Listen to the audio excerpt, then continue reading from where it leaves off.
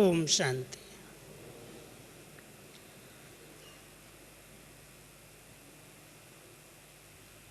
आप सभी बाबा के इस बेहद घर में बेहद की अनुभूतियाँ करने के लिए, सिद्धि स्वरूप बनने के लिए पहुँचे हैं। आज मुझे इसी विषय पर अपने विचार देने हैं, क्योंकि ब्राह्मण जीवन जो सर्वश्रेष्ठ जीवन है, हम सभी राजयोगी आत्माएं, सिद्धि स्वरूप आत्माएं हैं। सारे कल्प में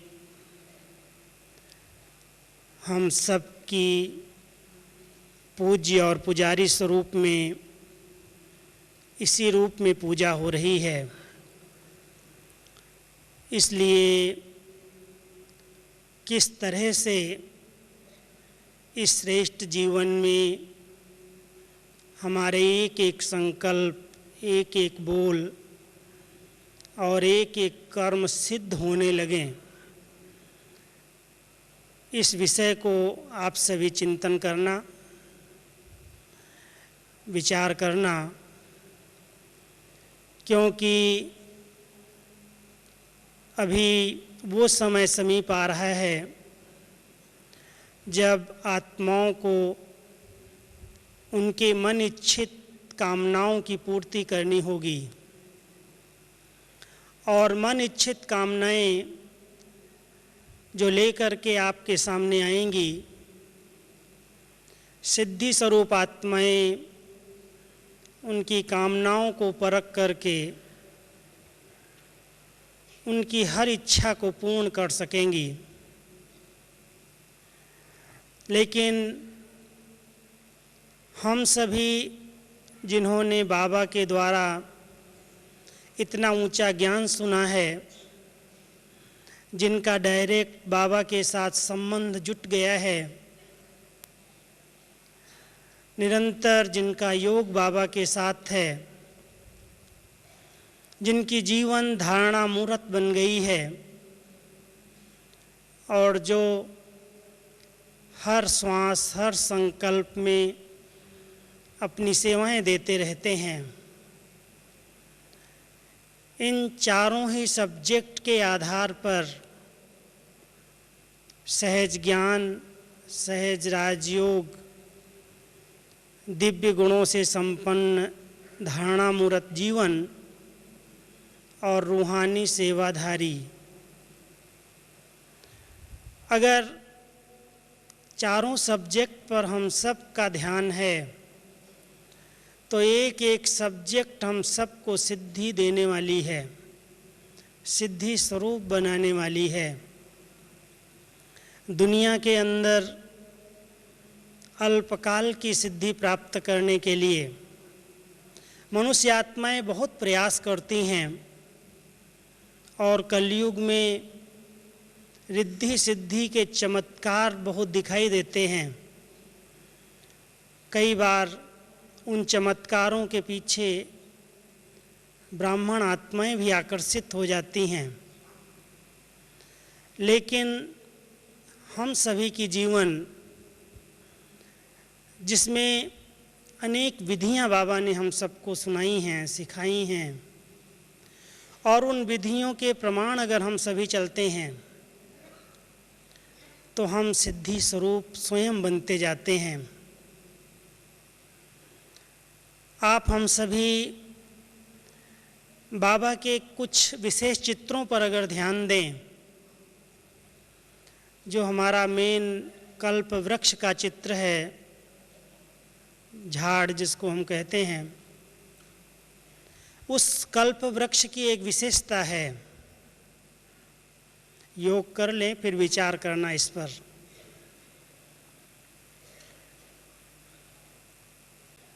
तो कल्प वृक्ष के चित्र में हम सभी आदि पिता प्रजापिता ब्रह्मा और आदि देवी जगदम्बा माँ के साथ कल्प वृक्ष के तने में तपस्या करते हुए दिखाए गए हैं।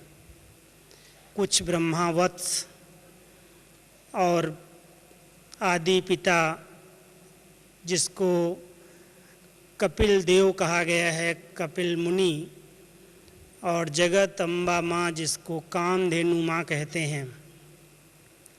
तो कामधेनु माँ के साथ कपिल मुनि बाप के साथ ब्राह्मण ब्रह्मावत्स तपस्या करते हुए बताए हैं।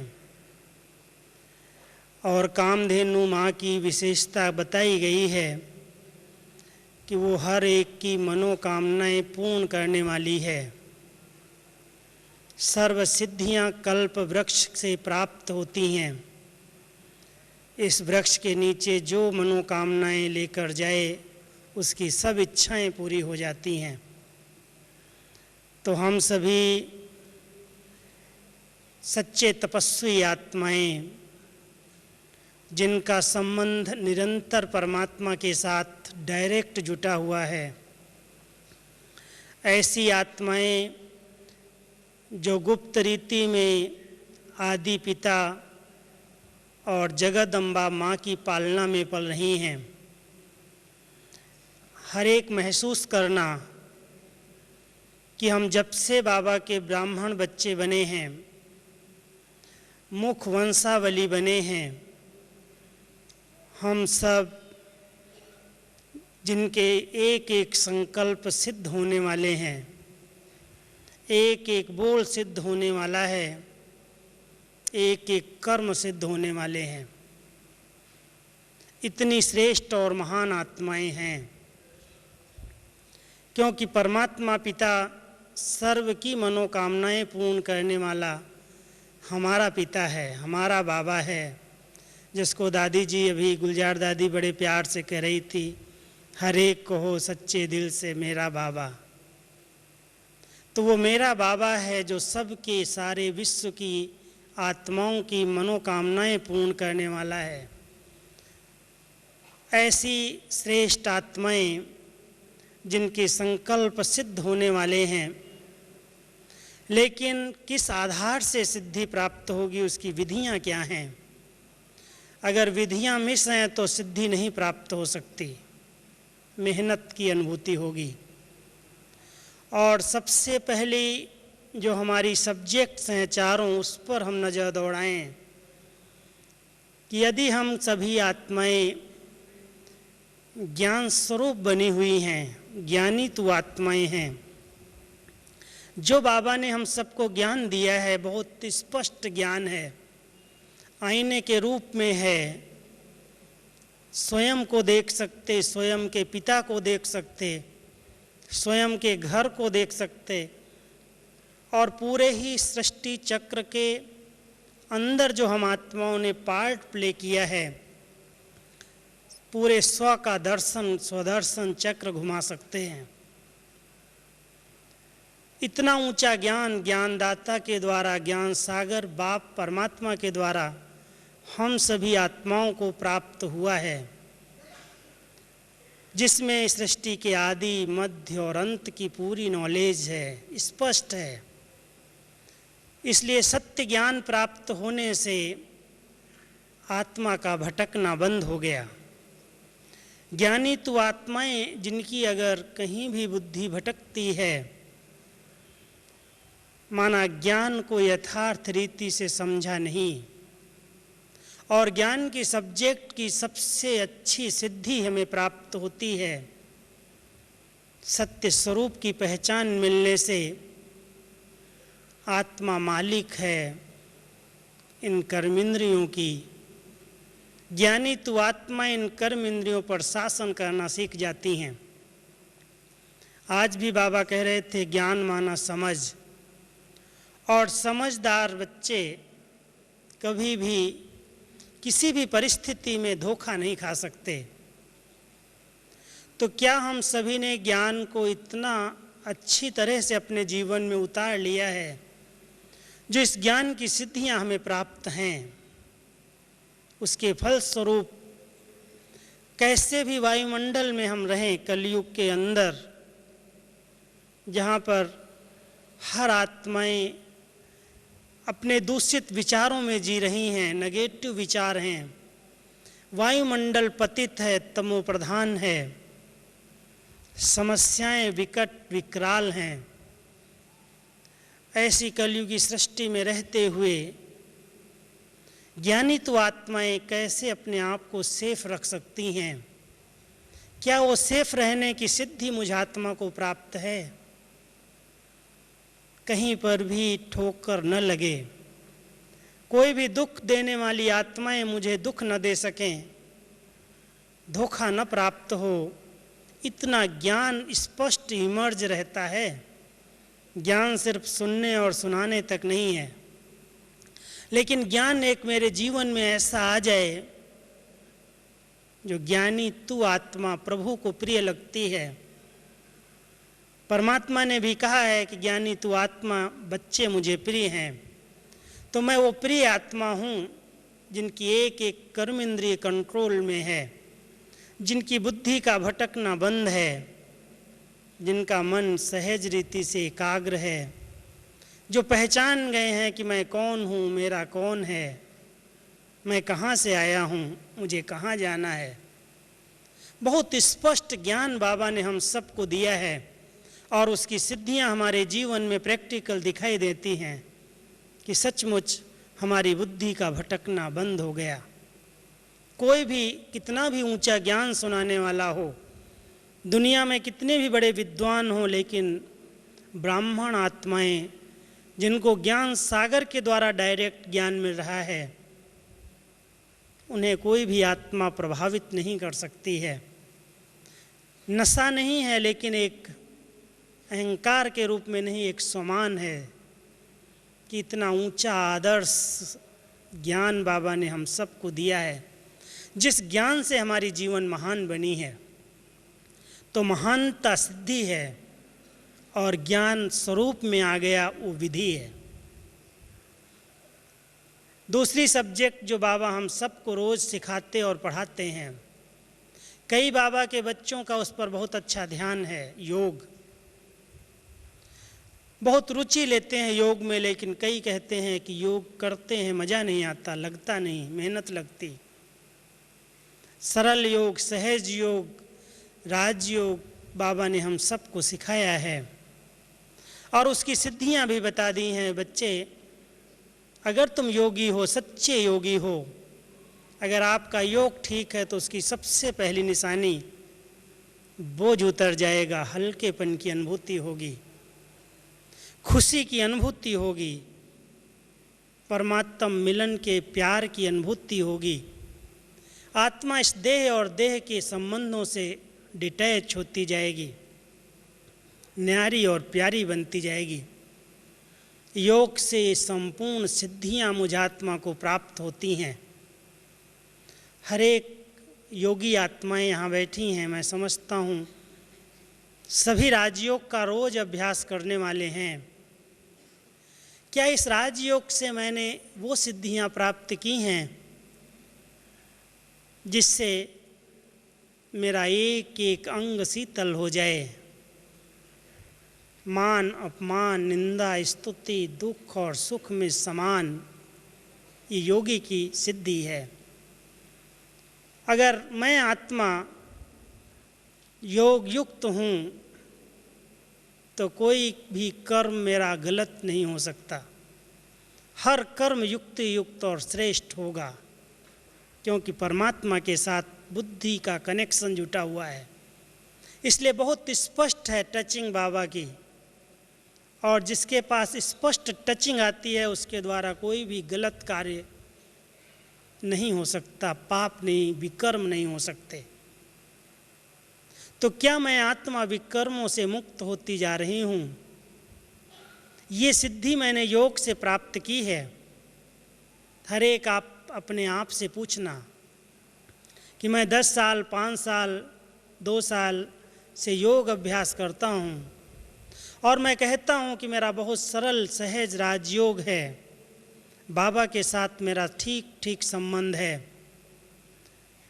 तो क्या उस संबंध के आधार से वो शक्तियाँ मेरे अंदर इमर्ज हैं और उसके आधार से सब सिद्धियाँ प्राप्त होती जा रही हैं। एक एक कर्मेंद्रिय पर कंट्रोल है, मन मेरा कहना मानता है। बाबा हम सबको रोज योग सिखा रहे हैं। इस सीजन में बहुत विधियां बताई हैं मन को एकाग्र करने की, मन को कंट्रोल करने की, सेकंड में स्टॉप कर लेने की, शक्तिशाली बन जाए, समर्थ बन जाए, सिद्ध होने लगेगा। जो संकल्प आप करेंगे वो हो जाएगा। लेकिन तब जब मेरा अपने आप पर, मन पर इतना कंट्रोल हो, जब मेरा उस सर्वशक्तिवान के साथ ठीक ठीक कनेक्शन जुटा हुआ हो, योग टूटे नहीं, बुद्धि भटके नहीं, आप देखेंगे संकल्प अपने आप अपना कार्य करेंगे, हर कार्य सिद्ध होने लगेगा। ये योग की सिद्धि है। तीसरी सब्जेक्ट जो हमें रोज पढ़ाई जा रही है धारणा की, और सबसे मुख्य धारणा मैं समझता हूँ इस सभा में जो ब्राह्मण आत्माएं भगवान से मिलने के लिए आती हैं वो कम से कम 1 वर्ष ब्रह्मचर्य व्रत का अवश्य पालन करके आती हैं। नियम बने हुए हैं, कायदे हैं इस विद्यालय के कि कोई भी आत्मा इसका उल्लंघन न करे, नहीं तो ये भगवान से मिलने का सुख नहीं ले सकेगा। बहुत पवित्र बुद्धि चाहिए, पवित्र वाइब्रेशन चाहिए। और अगर वो सिद्धि हमने प्राप्त की है दिव्य गुणों की धारणा के आधार से, पवित्र जीवन हमारी बनी है, तो उसकी पहली सिद्धि है सुख और शांति की अनुभूति। क्योंकि पवित्रता सुख और शांति की जननी है और मुख्य धारणा है पवित्रता की।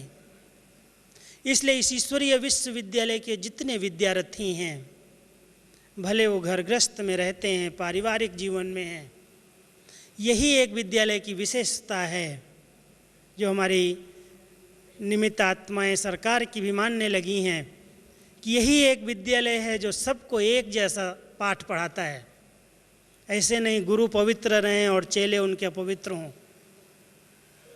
चाहे वो टीचर्स हैं, चाहे वो माताएं हैं, चाहे वो प्रवृत्ति वाले हैं, गृहस्थी हैं, सबके लिए नियम एक जैसे हैं कि सबको संपूर्ण मन वचन कर्म से पवित्र बनना है।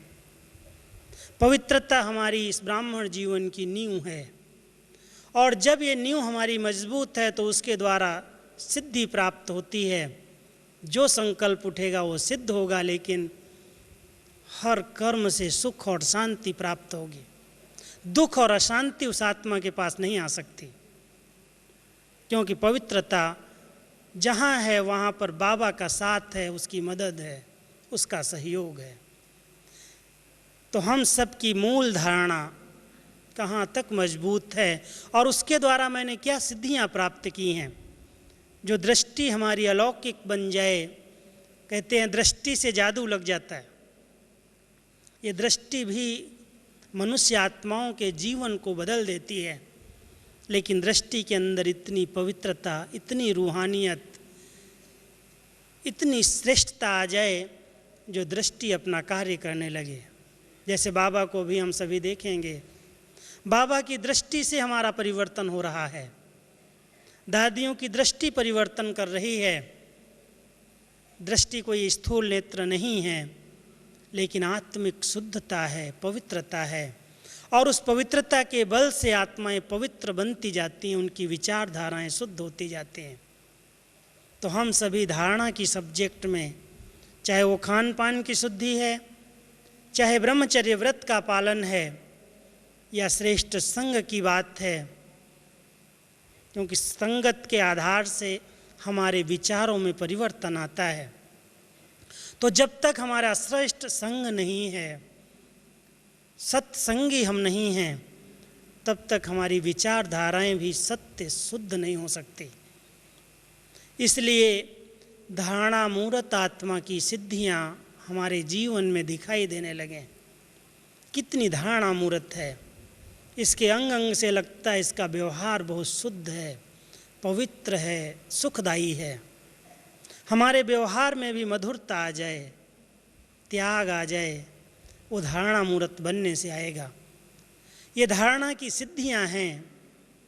अगर नम्रता आ गई, संस्कारों में परिवर्तन आ गया। मैं एक मुरली पढ़ रहा था, बाबा ने कहा, बच्चे पुरुषार्थ की सिद्धि क्या है? पुरुषार्थ की सिद्धि क्या है? मेरा ध्यान गया इस बात पर, इसलिए मैंने टॉपिक चुनी। पुरुषार्थ की सिद्धि क्या है? हम पुरुषार्थ तो सभी कर रहे हैं और हर एक कहता है मैं पुरुषार्थी हूँ। पुरुषार्थ की सिद्धि है संस्कारों का मिलन।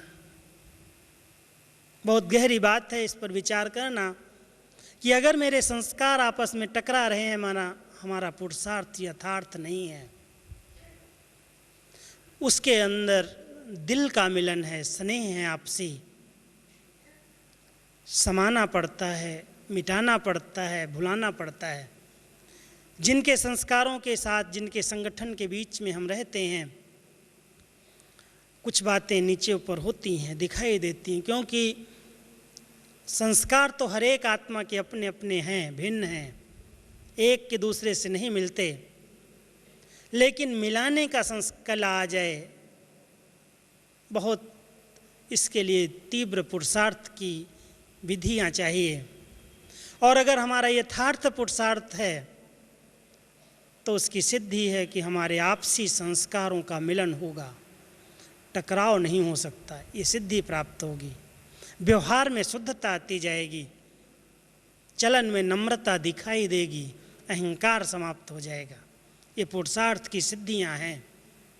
वो सिद्धियां हम नहीं चमत्कार वाली कहते हैं प्राप्त कर लो, लेकिन यदि हमारा पुरुषार्थ यथार्थ है, धारणाएं श्रेष्ठ हैं, योग अच्छा है, हम ज्ञानी तो आत्माएं हैं, तो क्या हमारी जीवन से वो महानताएं दिखाई देती हैं? और अगर हमारी सेवा ठीक और यथार्थ है तो उसकी सिद्धियां क्या हैं? आप सभी बार बार मुरलियों में सुनते होंगे, अगर हमारी सेवाएं ठीक हैं, हम सेवाएं तो सभी कर रहे हैं, दिल से करते हैं, प्यार से करते हैं, उमंग है सबके अंदर, हम बाबा का संदेश सबको दे दें, लेकिन अगर सेवाओं में टकराव हैं, अगर सेवाएं करते हुए संतुष्टता की अनुभूति नहीं है, सुख की अनुभूति नहीं है, दुआओं की अनुभूति नहीं है, तो वो सेवा यथार्थ नहीं है। इसलिए यथार्थ सेवा की सिद्धि, अगर हमारी सेवाएं यथार्थ हैं तो संतुष्टता की अनुभूति, प्रसन्नता की अनुभूति, परिवार और परमात्म दुआओं की अनुभूति निरंतर होती रहेगी, क्योंकि सेवा का अर्थ है सुख देना और सुख लेना।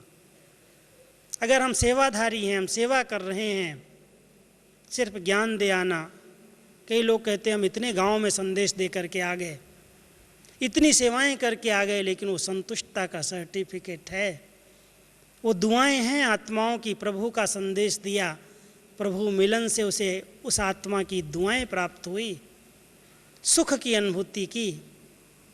अगर उसमें टकराव हैं, उसमें मतभेद हैं, अगर उसमें पार्टियां दिखाई दे रही हैं, हदें बना करके हमने रखी हैं, तो उसको यथार्थ सेवा और उसकी सिद्धि नहीं कहेंगे। इसलिए हर एक सेवाधारी बाबा का बच्चा, जिसके अंदर उमंग है, उत्साह है कि अभी समय नहीं है, बाबा बार बार चेतावनी दे रहा है, अपनी स्थिति को संपन्न और संपूर्ण बनाओ और कोई भी आत्मा संदेश से वंचित न रहे।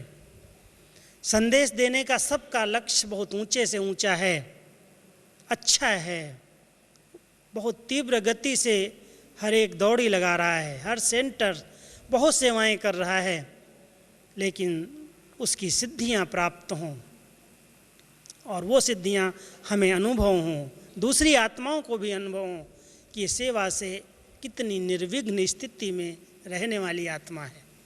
सेवाएं विघ्न उत्पन्न न कर दें, ये ध्यान रखने की ज़रूरत है।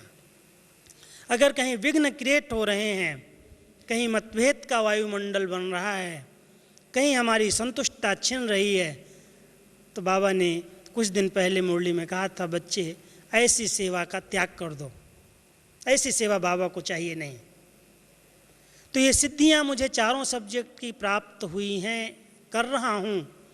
अगर मेरा चारों सब्जेक्ट पर ध्यान है तो इस बार लास्ट मुरली आप सबने शिवरात्रि की सुनी होगी। बाबा ने सहज पुरुषार्थ की विधि बताते हुए एक बहुत सुंदर शब्द बोला। 3 विधियां बताई हैं सहज पुरुषार्थी आत्मा की, कि अगर सहज पुरुषार्थी आत्मा है तो सबसे पहले उसकी मेहनत समाप्त हो जाएगी, परमात्म मुहब्बत में लौलीन रहेगा। परमात्म प्यार उसकी सब प्रकार की मुश्किलातें, मेहनत समाप्त कर देता है। और अगर उसका खाता दुआओं से संपन्न है तो उसका पुरुषार्थ सहज हो जाएगा। दुआएं देना और दुआएं लेना ये सहज पुरुषार्थ की दूसरी विधि है।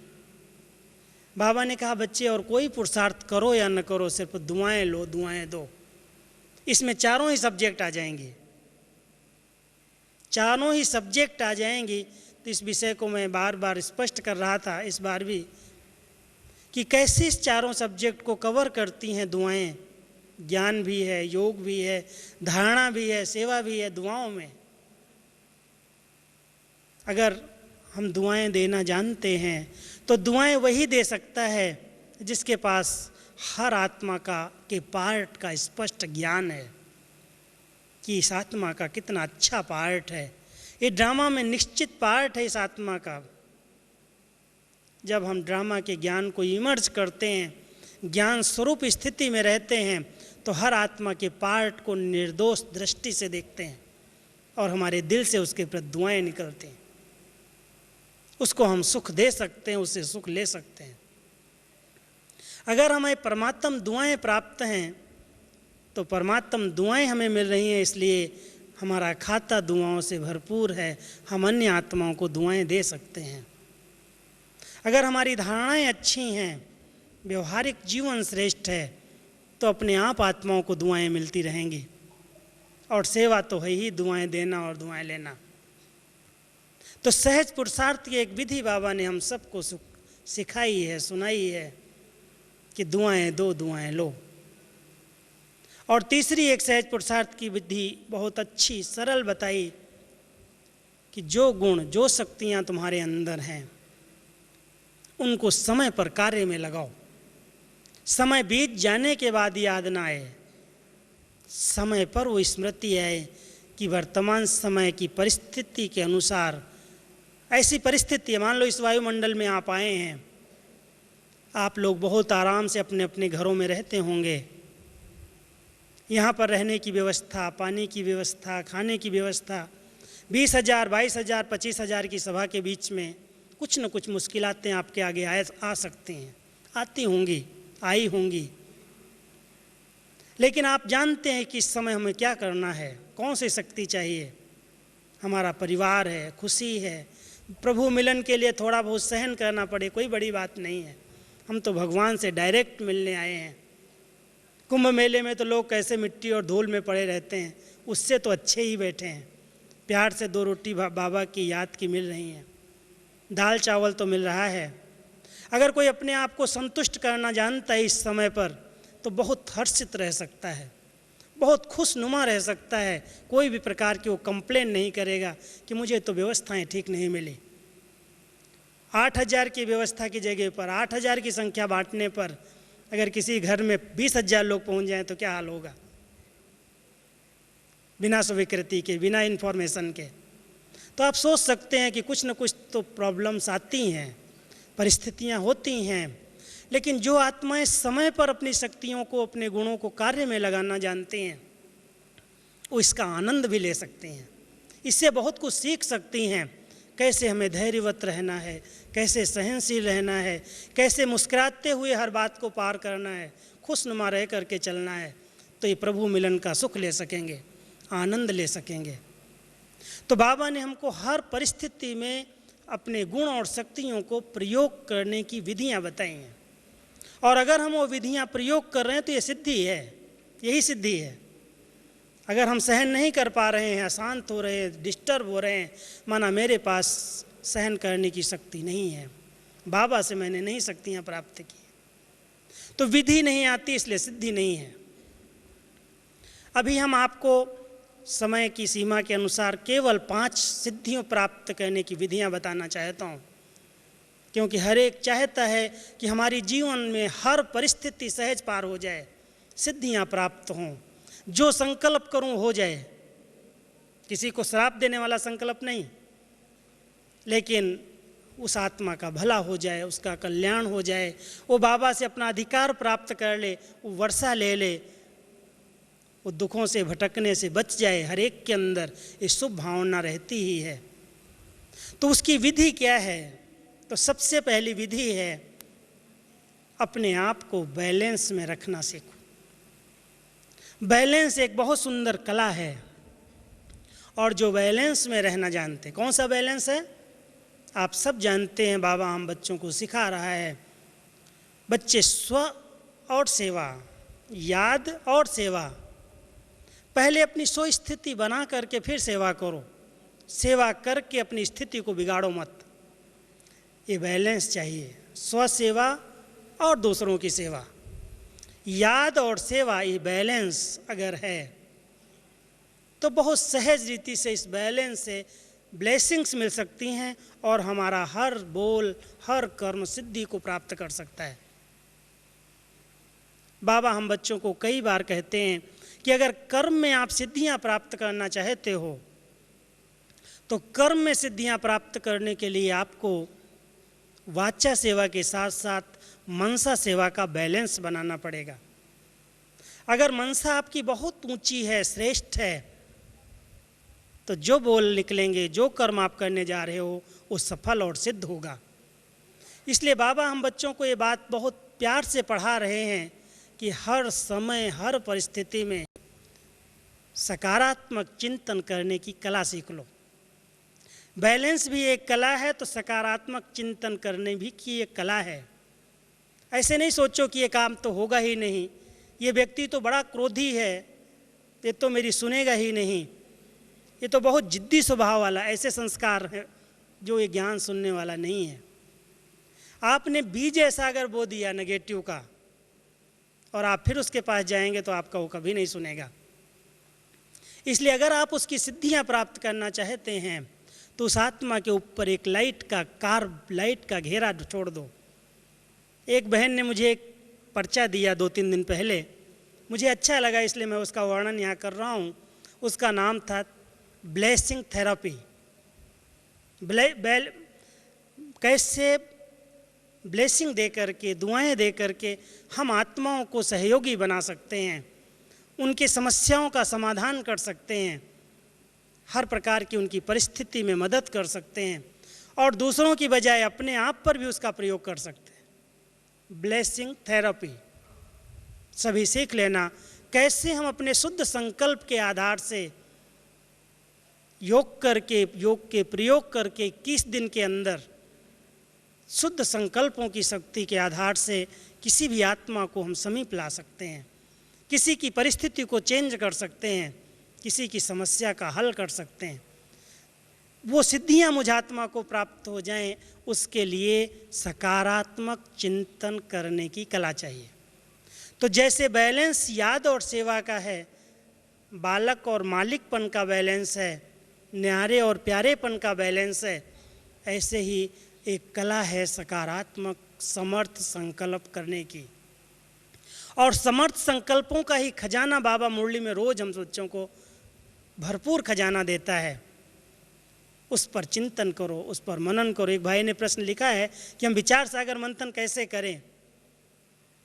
विचार सागर मंथन कोई अपने ज्ञान के बाहर जा कर के कोई विषय का नहीं करना है, कोई कहानी और किस्सों पर मंथन नहीं करना है, लेकिन बाबा हम बच्चों को इतना अच्छा भोजन देता है, उसको उगाड़ना है, उसको अंदर अंदर हजम करना है।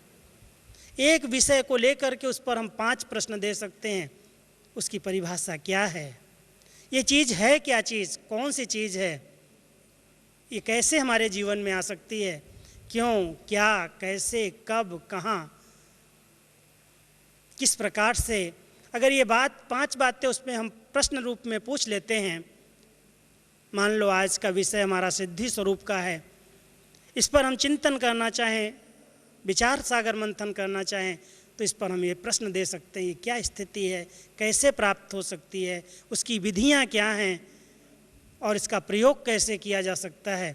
अगर इन प्रश्नों को लगाएंगे तो उसकी बुद्धि अपने आप चिंतन करने लगेगी। तो तीसरी एक बात, जैसे योग और सेवा का बैलेंस है, बालक और मालिकपन का बैलेंस है, न्यारे और प्यारेपन का बैलेंस है, ऐसे सकारात्मक चिंतन की कला है। और तीसरी बात है निश्चय का बल, क्योंकि हर आत्मा संपूर्ण इस निश्चय से चलती है इस समय, ब्राह्मण आत्मा, कि बाबा हमारे साथ साथ है, बाबा हमारे साथ कंबाइंड है। कौन है बाबा? जो सर्वशक्तिमान है, जो सर्व आत्माओं का पिता है, सर्व की मनोकामनाएं पूर्ण करने वाला है। उस पिता के साथ मैं आत्मा कंबाइंड हूँ। एक निश्चय का बल अनेक परिस्थितियों से पार कर देता है। मन अपने आप ऐसे संकल्प रचता है जो सिद्ध होने लगते हैं।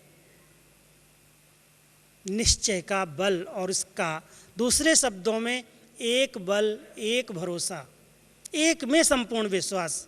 बुद्धि भटक न जाए कि पता नहीं बाबा तो निराकार है, वो तो ऊपर रहता है, मदद करेगा या नहीं करेगा, कैसे करेगा। कई कुमारों के प्रश्न कभी कभी उठते हैं और फिर देहधारियों को सहारा बना करके उनके पीछे लगते हैं। बाबा कहता है, बच्चे देहधारियों को अगर आपने सहारा बनाया तो मेरा सहारा छूट जाएगा। इसलिए बाबा में संपूर्ण विश्वास के साथ अगर हम चलते हैं तो निश्चय का बल हमें सिद्धियां प्राप्त कराता है, हर कर्म सिद्ध होने लगता है, क्योंकि बाबा का साथ, बाबा की मदद, जो संकल्प करो वो पूरा हो करा देती है। और चौथी बात है निमित्त। मैं निमित्त हूँ, करावनहार बाबा है। जो सेवा करो उसमें मैंपन ना आए, मैंने किया, मैं कर सकता हूँ, मेरे बिना कोई नहीं कर सकता, उस सेवा की सिद्धि नहीं है, सफलता नहीं है। सफलता तब है जब कर्तापन का जरा भी भान नहीं है। बाबा कराने वाला है, करा लेगा, इसलिए मैं आत्मा तो निमित्त हूँ, मेरा कार्य नहीं, बाबा का कार्य है। और जब इस निमित्त भाव से कोई आत्माएं करती हैं, उनकी पहली निशानी दिखाई देती है उनके जीवन से, वो बहुत बहुत नम्र चित्त निर्माण बन जाती हैं। अहंकार का अंश नहीं आता, मैंने किया है, मैं करता हूँ, मैं बड़ा हूँ, मेरी राय क्यों नहीं ली गई। बहुत सा मैंपन इस ब्राह्मण जीवन में टकराव पैदा करता है। इसलिए बाबा हमेशा हम बच्चों को ये पाठ इस सीजन में भी पढ़ा रहे हैं कि मैं निमित्त हूँ। आपने एक मुरली सुनी होगी, निमित्त, निर्माण, निर्वाण और निर्माण। अगर हम निमित्त हैं तो निर्माण स्थिति है, हम नव निर्माण का कार्य कर सकते हैं और निर्वाण धाम का गेट खोल सकते हैं। इसलिए इस स्मृति के आधार से सिद्धियाँ कैसे जीवन में आएंगी और हर संकल्प सिद्ध होगा, हर कर्म सिद्ध होगा, क्योंकि उसके अंदर कर्तापन का भान नहीं है। और पांचवी एक बात जो हमेशा हर एक को ध्यान बाबा खिंचवाते हैं कि बच्चे हर बात में स्वयं को बदलने का ध्यान। कई बार हम कहते हैं ये बदल जाए, ये सुधर जाए, ये समस्या खत्म हो जाए, फिर मैं पुरुषार्थ कर लूँगा। लेकिन स्व का ध्यान, स्व का परिवर्तन सबका परिवर्तन का आधार है। अगर हम दूसरों को बदलना चाहते हैं तो पहले मुझे कहाँ कहाँ बदलना है अपने को, ये ध्यान देना होगा। इसके आधार से हम स्वदर्शन चक्रधारी बनकर स्वयं के स्वयं को देखें। सुदर्शन चक्र का ये मतलब नहीं है कि हमने सतयुग में इतने जन्म लिए, त्रेता में इतने लिए, द्वापर में इतने लिए, कलयुग में इतने लिए और चक्कर पूरा हो गया। ये मतलब सुदर्शन चक्र का नहीं है, लेकिन स्व का दर्शन करना माना स्व के आदि और अनादि स्वरूप को पहचानना। कितना स्वच्छ पवित्र स्वरूप है हमारा, कितना शुद्ध स्वरूप है। जब आप हम आत्माएं अपने घर से सृष्टि मंच पर आई थी, किस स्वरूप में अवतरित हुई थी, अपना दर्शन करो। कितनी निश्चल थी, कितनी निर्दोष थी, कितनी पावन थी, कितनी उसके अंदर लाइट और माइट थी। अपने उस आदि और अनादि स्वरूप को इमर्ज करके देखो, फिर दर्शन करो कैसे हमने चक्र में पार्ट प्ले किया। और वो आदि आत्मा जो सतयुग में अवतरित हुई थी, वो कितनी श्रेष्ठ, हर युग में श्रेष्ठ पार्ट बजाती आई, और संगम पर भी कितनी श्रेष्ठ और महान है। जो भगवान से वो डायरेक्ट मिल रही है, जो उसके वर्षण सुन रही है, जो उसकी आज्ञाओं पर चल रही है, जो उसके वरदानों की पालना में पड़ रही है। ये दर्शन करके अपने ऊंचे सम्मान में रहना, अपनी ऊंची स्थिति में रहना, ये स्वदर्शन चक्र करने से बहुत से व्यर्थ चिंतन, व्यर्थ परदर्शन अपने आप बंद हो जाते हैं। तो हमारा मन शक्तिशाली बन जाए, हमारे बोल एक एक श्रेष्ठ हो जाएं, कर्म अर्थात संबंध और संपर्क में मधुरता आ जाए, तो ये हर कर्म, हर बोल, हर संकल्प सिद्ध होने लगेगा। तो मैं समझता हूँ आप सभी कल के दिन बाबा से मिलन मना करके हर एक ब्राह्मण क्या करेगा, सिद्धि स्वरूप बनने का वरदान लेके जाओ। बाबा हमको ये वरदान दे दे कि जो संकल्प, श्रेष्ठ संकल्प उत्पन्न हो, ऐसे नहीं नेगेटिव संकल्प उत्पन्न करके कोई आत्मा को श्रापित कर दो, लेकिन जो श्रेष्ठ संकल्प उत्पन्न हो वो सिद्ध हो जाए। कल का दिन 20,000 की सभा भले हो, 22,000, 25,000 की सभा हो, लेकिन अपनी अंतर्मुखता की गुफा में रह करके, अपनी अव्यक्त स्थिति में रह करके मुझे बाबा से डायरेक्ट ये वरदान लेना है। सवेरे से अमृत वेले से ही रात तक ये ध्यान रखना, तो आप देखेंगे इतनी सभा के बीच में हम अंतर्मुखी आत्माएं कितने सुख का अनुभव करके और बाबा से वरदानों से अपनी झोली भर सकती हैं। तो कल के दिन विशेष सभी ध्यान रखना। बहुत बड़ा मेला है और इस मेले के अंदर सच्चे मिलन का अनुभव हो, प्रभु मिलन का अनुभव हो, वो वही आत्माएं ले सकेंगी जो अंतर्मुखी, जो अव्यक्त स्थिति में रहकर एक बाबा दूसरा न कोई उस मिलन के मज़े में रहेंगी। तो सिद्धि स्वरूप का वरदान मिल जाएगा। ओम शांति।